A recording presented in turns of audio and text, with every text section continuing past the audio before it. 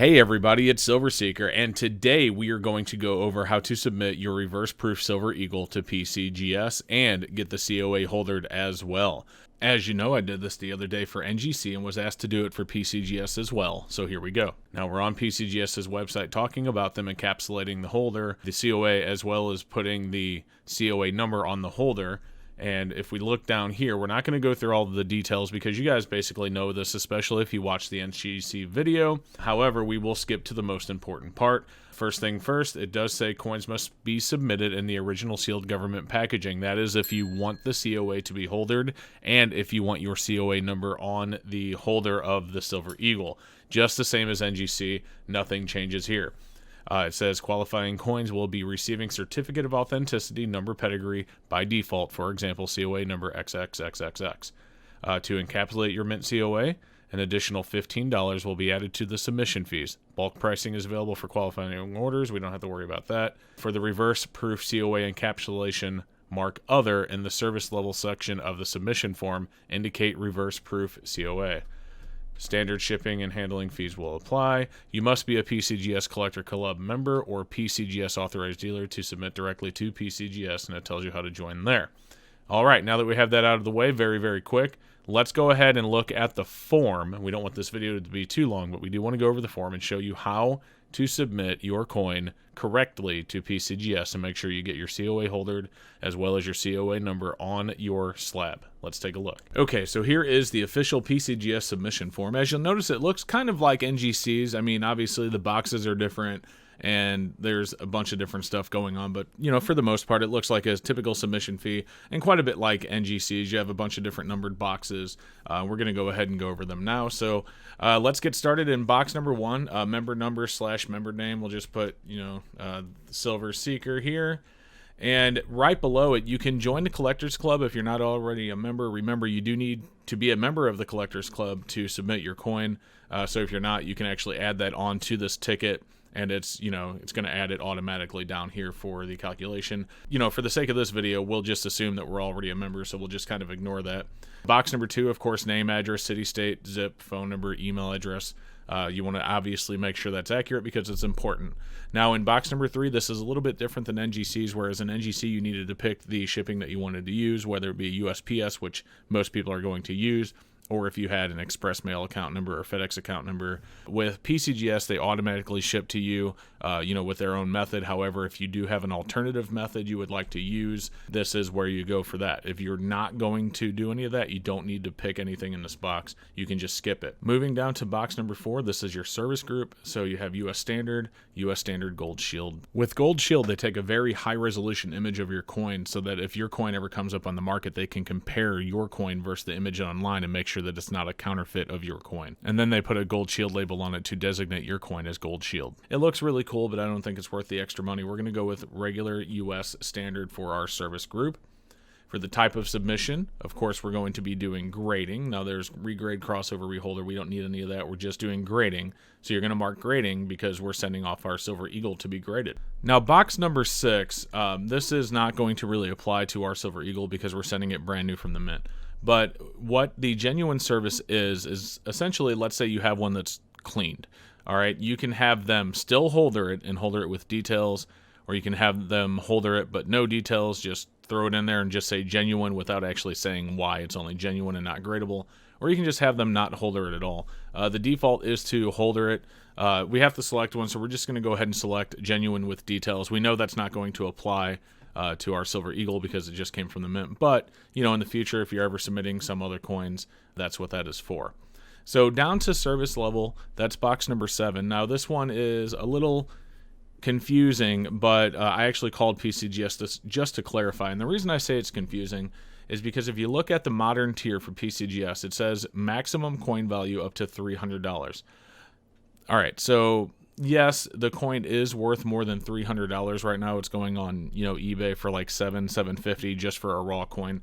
I talked to PCGS and I asked them, I said, hey, do I need to submit this as a regular or higher, or can I still submit it as modern because the mint just released it, at $65.95. And I was told by PCGS customer service that Modern is still fine on this. They haven't actually changed it for that because it just came out and that was the mint issue price. So it does qualify for the Modern tier, which is great. So we, $16 is a lot better than $35 that we would have to use for regular. And the turnaround time is a little bit longer, but I think these are going to be coming back quicker anyway. But the turnaround time is 20 to 30 days according to the service level of Modern. If you want it back quicker, of course you can pay the extra money and do regular and knock it down to 15, or you can even do Express and knock it down to 5 days. I don't think it's worth the extra money. I just send it off Modern in my opinion, but that's totally up to you. All right, so we also have another option for service level. It's called Other, okay? So this is where we need to put the information about holdering the COA and putting the COA number on the slab. So we'll write holder COA and then plus COA number on slab. So we'll add that there as well. This way they know that that's something that we are going to be doing. All right, so we're going to skip down to box number 8. This is just like NGC. So we're going to, obviously we have one. It's a 2019. It's a $1. Oh, actually, they do the date and the mint mark on the same line. So we'll do 2019-S, $1. It says country if not U.S., but I'm putting it on there anyway. Now this actually has a spot for a coin number / description. So we're going to put reverse proof Silver Eagle. And then we will, if you want to do like the first strike, it's an extra $18. Yes. They charge an extra $18 for their first strike designation. We're going to go ahead and select that. There's a variety attribution and true view. I wouldn't worry about those. It's up to you on true view, but variety attribution, we don't know about any varieties. Okay, so grade and certification number, you don't need to worry about that because that is for coins that are already encapsulated. This is minimum crossover grade and then declared value. So we're going to go ahead and just put 300 the maximum. Now here's the thing about this. Remember I said you could send it as Modern with a $300 submission. If you really are concerned, about possibly losing this in the mail, I'm not personally concerned, but I'm not going to tell you what to think. You could actually go ahead and, make this declared value higher so you can make it the 750 or the 1000. But then remember, you would have to choose the regular tier, so it's going to cost you more to submit it.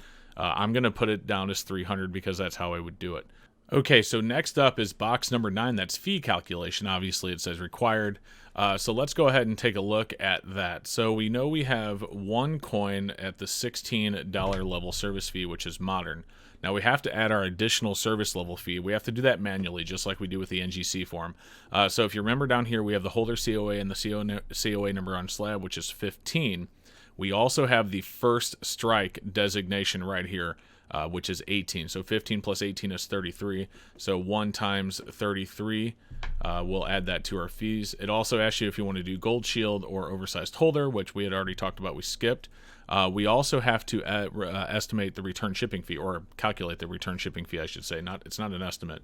So we'll go ahead and scroll down and take a look. So if we look at domestic shipping and insurance on the chart, you have number of coins 1 to 4. $1 to $1,000 is $22 for shipping. So we'll scroll back up and we will plug $22 into the return shipping fee. And if we take a look, it's uncanny how identical this is to our cost from NGC. So we have the $16 Modern tier, which is $1 cheaper than NGC.